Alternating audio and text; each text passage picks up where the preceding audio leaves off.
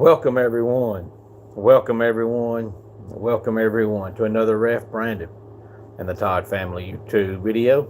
Wherever you are, whatever you may be doing, thank you so much for making Ref Brandon and the Todd Family part of your day. We always greatly appreciate it.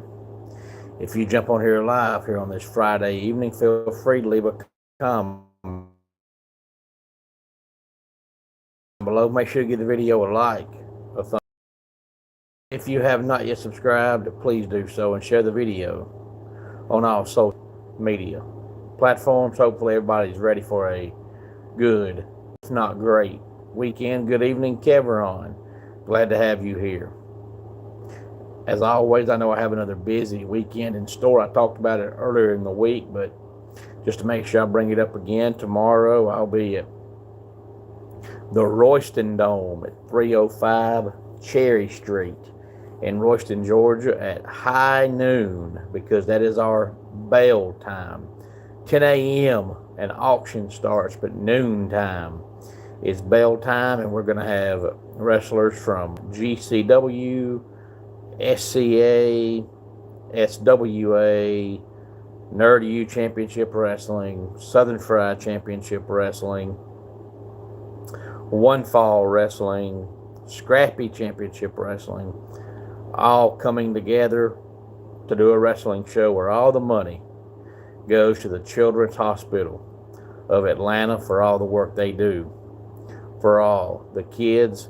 More than likely, if you know a kid that lives in North Georgia, Northeast Georgia, or upstate South Carolina, they have somehow, some way, had to interact with Children's Hospital of Atlanta.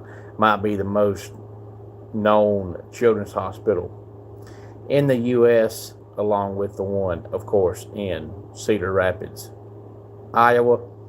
So I'll be there tomorrow. Noon is bail time. So if you live in North Georgia, Northeast Georgia, or upstate South Carolina, I'd love to see you at 305 Cherry Street for a noon bail time. The good news is the show starts at noon. You'll be out of there by 2:30 or 3 o'clock. So you'll still have the whole afternoon to yourself. But tonight I want to talk about college football playoff era wins. I saw this article, I believe it was yesterday. Hey there, KLN. Glad to have you here. And I said, I got to talk about this because there's one team on this list that I would have never guessed was on the list. But outside of that one team, honestly, the rest of the list didn't surprise me. But that one team had me scratching my head, and I thought, really? Does that just surprise me, or would that surprise other people as well? And it's ranked wins since 2014, which is when the college football playoff started. So it's basically wins over ranked teams in the last 12 football seasons. Number one is Alabama, 62. Number two is Georgia with 46. Number three is Ohio State, 45. Number four is Oklahoma with 34. And number five is Clemson with 33. Now, when you hear Clemson, that doesn't surprise me at all, because I'm not an idiot that believes the nonsense ESPN tries to feed you, because they try to make folks believe that Clemson doesn't play anybody, but obviously that's not true. You can't have 33 wins over ranked teams if you don't play ranked teams. And one of the 2 years Clemson won their most recent national championships, of course, they've got one back in 81 in football, but 16 and 18, they won two, not back-to-back, but close together. I want to say it was 2018, but it may have been 2016. But one of those two national championships, they beat 9 ranked teams that year. And I thought, man, how can you beat 9 ranked teams when you don't play anybody? That just tells you that the stuff ESPN tries to tell you is not true. Clemson has the 5th most wins over ranked opponents in the college football playoff era, even though they don't play anybody. How do you beat ranked teams when you don't play anybody? So that's why I always say when people just automatically say, well, they don't play anybody, and that's their argument, they're idiots and they're shallow, they don't know anything, stop talking to them. When people don't have facts and all they can say is, they don't play anybody, they're not worth talking to. Hey there, Alex.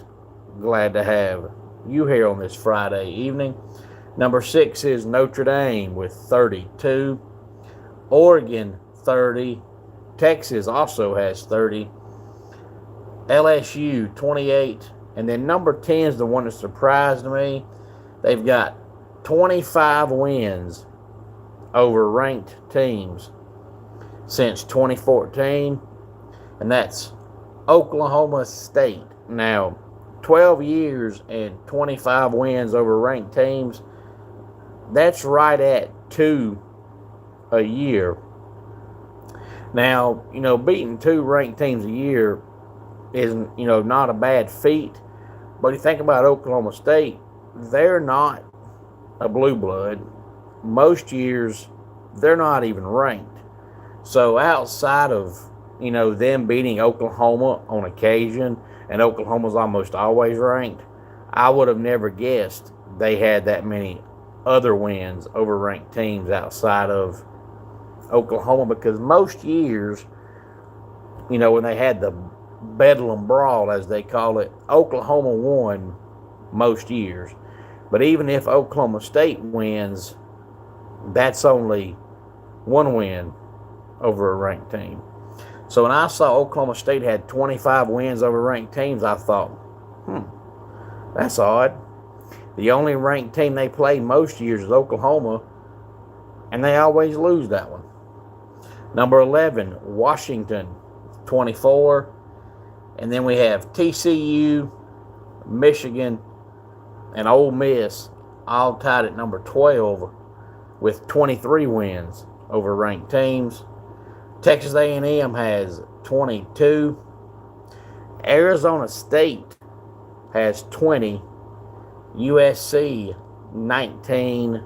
And then Tennessee and Auburn are tied at 18 with 18 wins over ranked teams. And then number 20 is Michigan State with 17. That's as far as I went. The list I found listed, I believe, 50 teams, and I thought, that's too many. I'll go to 20, and then Michigan State is 17, and really, anything below that, you're basically beating 1 ranked team a year, which is not that impressive, because no matter what conference you're in, you're usually generally going to play 1 ranked team a year. So that could be in conference play, that could be, in a bowl game, that could be one of your non-conference games, early in the season if you're a group of 5 team trying to schedule, a Power 4 team. But generally, you're going to play 1 ranked team a year somewhere down the line. So if you're only averaging 1 ranked win a year, either you're beating the 1 ranked team you play, or you're playing 5 or 6 and you're winning 1, which ain't that impressive. So I figured after Michigan State with 17 at number 20, that's about the only ones worth mentioning. But Oklahoma State being 10th is really the one that got my attention, because I was thinking about them and I thought, generally most of the time, the Big 12 has 9 conference games and 3 non-conference games, and most years Oklahoma State in non-conference play schedules 3 patsies. So generally they're not going to play a ranked team out of conference. And generally most years in the Big 12, except for here recently with, Texas Tech now being ranked, but back when you had Oklahoma and Texas, they were generally the only 2 ranked teams in the Big 12. So when I saw Oklahoma State at number 10 with 25 ranked wins since 2014, that got my attention. I thought, yep, we got to talk about that. But any thoughts on any of this, please feel free to let me know. Let's go ahead and get our dad joke of the day in here. Went to the dentist and he said, "Do you smoke or drink coffee?" And I said, "How the heck do you smoke coffee?" And that does it for today's Ref Brandon and the Todd Family YouTube video. Until next time, it's Ref saying, just like in pro wrestling, life can be over by the count of 3. Tell your friends and family how much you love them. Hey, Eddie, glad you jumped on here. Go back and watch the whole video. Eddie was another college football video. I did ranked wins in the college football playoff era. So it was teams that had the most wins over ranked teams since 2014. And there was one team on the list, Eddie, at number 10, that got my attention. It was the main reason why I did the video. So go back and watch it in its entirety.